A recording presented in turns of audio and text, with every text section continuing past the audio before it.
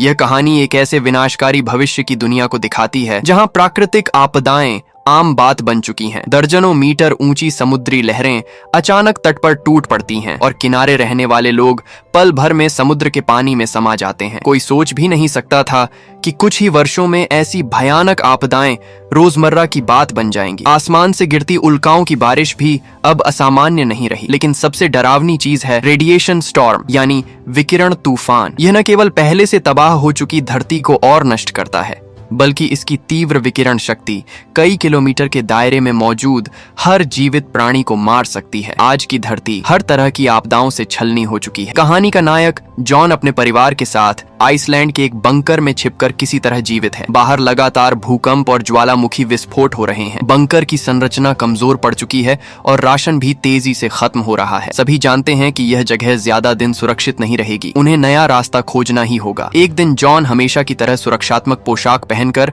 सामान की तलाश में बाहर जाता है। समुद्र किनारे उसे कुछ लाइफ बोट तैरती दिखाई देती हैं और थोड़ी दूरी पर एक जर्जर विध्वंसक युद्धपोत भी नजर आता है। वह उत्साहित होकर जहाज में घुसता है, लेकिन अंदर सिर्फ कुछ जली हुई लाशें मिलती हैं, कोई जीवित नहीं। वह वहां से जरूरी सामान इकट्ठा करता है। एक डायरी में उसे एक बैंगनी फूल का नमूना मिलता है जो इस उजड़े संसार में लगभग विलुप्त हो चुका है। जैसे ही वह उसे जेब में रखता है, उसके साथी की चेतावनी सुनाई देती है। रेडिएशन तूफान आने वाला है। अचानक आसमान काला पड़ जाता है।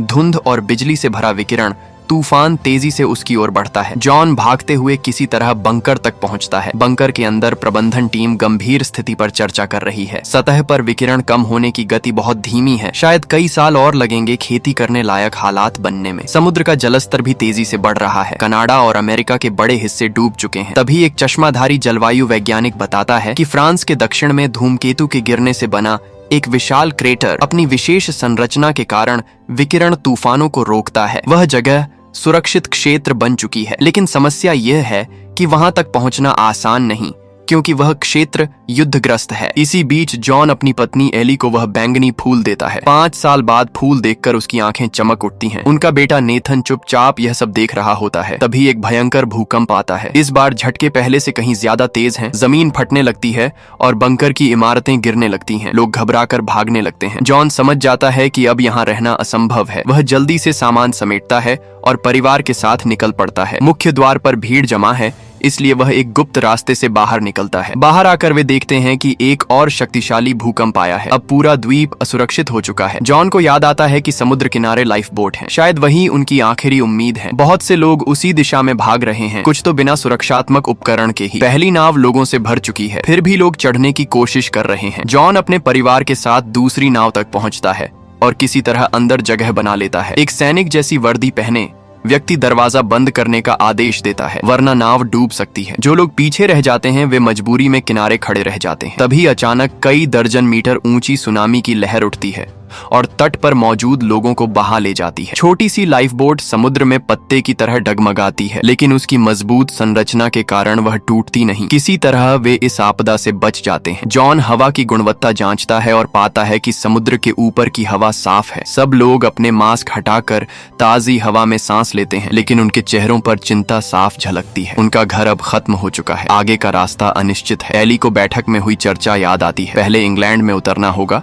फिर वहां से फ्रांस के सुरक्षित हरे क्षेत्र की ओर बढ़ना होगा। सभी इस योजना से सहमत होते हैं। रास्ता कठिन है, लेकिन अगर वे सफल हुए तो शायद उन्हें दोबारा अस्तित्व के लिए संघर्ष नहीं करना पड़ेगा। कहानी यहीं पर उनके अनिश्चित लेकिन उम्मीद भरे सफर के साथ आगे बढ़ती है। समुद्र के बीच वह छोटी सी नाव अकेली तैर रही थी। तंग और घुटन भरी जगह में जॉन किसी तरह हिम्मत बनाए रखने की कोशिश करता है। वह अपने बेटे नेथन से कहता है कि आसमान की ओर देखो, इतना साफ और खूबसूरत तारों भरा आकाश 5 साल पहले कभी दिखाई नहीं देता था। लेकिन इस सुंदरता के बीच भी डर छिपा था। अचानक एक और उल्का धरती की ओर गिरती दिखाई देती है। कौन जाने इस बार वह किस बदकिस्मत जगह पर गिरेगी। कुछ ही दिनों में नाव का राशन लगभग खत्म हो जाता है। सब लोग भूख से निढाल होकर एक दूसरे से सटकर बैठे रहते हैं। तभी अचानक नाव जोर से हिलती है। जॉन बाहर झांकता है और स्तब्ध रह जाता है। समुद्र में केवल कुछ ऊंची इमारतों की छतें दिखाई दे रही हैं। वह तुरंत पहचान लेता है कि उनमें से एक लिवरपूल की प्रसिद्ध इमारत है। पूरा शहर समुद्र में डूब चुका था। वह चप्पू चलाते हुए पानी के रास्तों से आगे बढ़ता है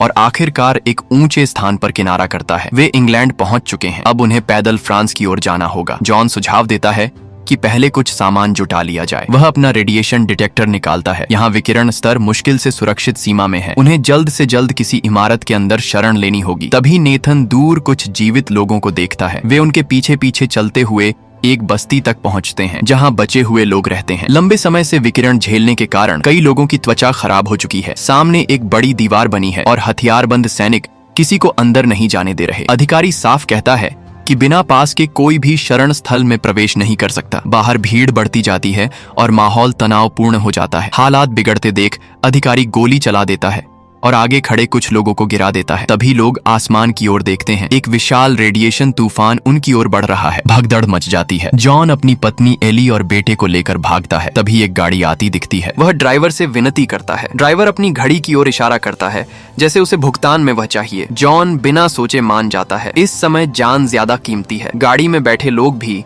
फ्रांस के ग्रीन सेफ जोन की ओर जा रहे होते हैं। रास्ते में ड्राइवर गाड़ी रोकता है ताकि लोग थोड़ी देर आराम कर लें। जॉन अपने बेटे के साथ झाड़ियों में जाता है। तभी उसे जमीन में हल्का कंपन महसूस होता है। आसमान में आग उगलती उल्काएं गिरने लगती है। सब लोग पेड़ों को पकड़कर धमाके सहते हैं। सौभाग्य से वे सीधे प्रभाव क्षेत्र में नहीं होते, लेकिन ड्राइवर जब गाड़ी हटाने की कोशिश करता है तभी एक उल्का सीधे गाड़ी पर गिरती है। विस्फोट के बाद हवा में जलने की तीखी गंध फैल जाती है। जॉन बचे हुए सामान इकट्ठा करता है और समूह को लेकर लंदन की ओर बढ़ता है। संयोग से एली की मां लंदन के बाहरी इलाके में रहती हैं और अभी जीवित हैं। उनका वृद्धाश्रम स्वतंत्र एयर प्यूरिफिकेशन सिस्टम से लैस है। अगर ईंधन मिलता रहे तो वे वहां सुरक्षित रह सकते हैं। दादी अपनी बेटी और नाती को देखकर बेहद खुश होती हैं। वे एक शांत रात बिताते हैं, लेकिन आधी रात एली को खांसी की आवाज सुनाई देती है। वह बाथरूम में जाती है और देखती है कि जॉन की नाक से खून बह रहा है। दबाव डालने पर जॉन सच्चाई बताता है। सालों तक बाहर जाकर सामान लाने के कारण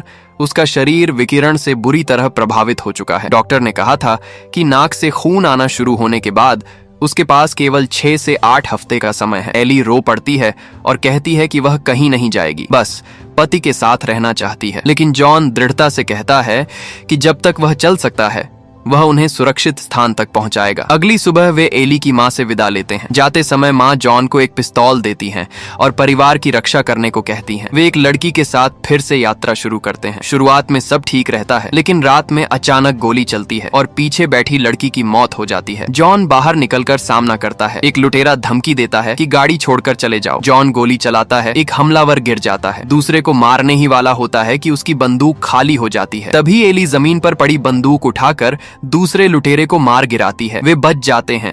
जॉन लड़की को दफनाता है और वे आगे बढ़ते हैं। जल्द ही वे इंग्लिश चैनल पहुंचते हैं। जहां पहले समुद्र था अब सूखी जमीन है और वे कार से पार कर सकते हैं। नेथन को यह अजीब लगता है, लेकिन आगे एक विशाल दरार रास्ता रोक लेती है। 2 मोटी रस्सियां दरार के ऊपर बंधी हैं। उन्हें इन्हीं के सहारे पार जाना होगा। तेज हवा में रस्सियां हिल रही हैं। जॉन आगे बढ़ता है, लगभग फिसल जाता है। एली आंखें बंद कर धीरे धीरे बढ़ती हैं। वे बीच के प्लेटफॉर्म तक पहुंचते हैं। तभी भूकंप आता है। पीछे के कुछ लोग गिर जाते हैं और एक सीढ़ी टूटकर नीचे गिरती है। किसी तरह जॉन का परिवार पार पहुंच जाता है। पीछे का रास्ता टूट जाता है। शायद वे आखिरी लोग थे जिन्होंने यह दरार पार की। आगे बढ़ते हुए वे जली हुई बंजर धरती देखते हैं। तभी एक हथियारबंद आदमी सामने आता है। जॉन बताता है कि वे क्लार्क उल्का गड्ढे की ओर जा रहे हैं। आदमी हथियार नीचे कर देता है और उन्हें अपने गुप्त ठिकाने ले जाता है। वहां जीवित रहने की अच्छी व्यवस्था है, लेकिन वह जानता है कि यह स्थायी हल नहीं है। वह चाहता है कि जॉन उसकी बेटी को सुरक्षित हरे क्षेत्र तक ले जाए, जबकि वह खुद अपनी अपंग पत्नी के साथ यहीं रहेगा। बदले में वह जॉन को एक फोटो देता है जिसमें उल्का गड्ढे के पास का सुरक्षित क्षेत्र दिखाया गया है। यहीं से उनकी यात्रा एक नई उम्मीद के साथ आगे बढ़ती है। यह इलाका इस समय युद्ध की चपेट में है। उस आदमी ने जॉन को समझाया कि अगर वे स्थानीय सैन्य अधिकारी को वह फोटो दिखा देंगे तो उसका दोस्त जॉन और उसके परिवार को युद्धग्रस्त क्षेत्र से सुरक्षित निकालने में मदद करेगा। अगली सुबह उस व्यक्ति और उसकी अपंग पत्नी की विदाई भरी निगाहों के बीच जॉन गाड़ी स्टार्ट करता है और सब लोग आगे की यात्रा पर निकल पड़ते हैं। लेकिन अब जॉन की खांसी पहले से ज्यादा गंभीर हो चुकी है। एली की आंखों में चिंता साफ झलकती है। वह रुककर थोड़ा आराम करने की सलाह देती है। सब लोग कुछ देर घास पर बैठकर हल्की फुल्की बातें करते हैं, जैसे थोड़ी देर के लिए इस भयावह दुनिया को भूल जाना चाहते हो। तभी दूर से हथियारबंद सैनिकों का एक दल आता दिखाई देता है। साथ चल रही लड़की तुरंत अपने पिता की पहचान बताती है और कहती है कि उसके पिता यहाँ के अधिकारी के घनिष्ठ मित्र हैं। यह सुनकर जवान सैनिक का रवैया थोड़ा नरम हो जाता है। वह उन्हें चेतावनी देता है कि आगे बढ़ना बेहद खतरनाक है, आगे पूरा युद्ध क्षेत्र है और हर रास्ता बारूदी सुरंगों से भरा हुआ है। उसी रात वह युवा सैनिक खुद उन्हें एक गुप्त रास्ते से ले जाता है। यह रास्ता उल्का गड्ढे तक जाने का जरूरी मार्ग है, लेकिन यहाँ दिन रात गोलाबारी होती रहती है। गोलियों की बौछार के बीच भागते हुए सैनिक हाँफते हुए जॉन से कहता है कि आगे बढ़ने पर उन्हें टेंटों का एक शिविर दिखेगा जहाँ फोटो वाला अधिकारी तैनात था। जॉन उसका धन्यवाद करता है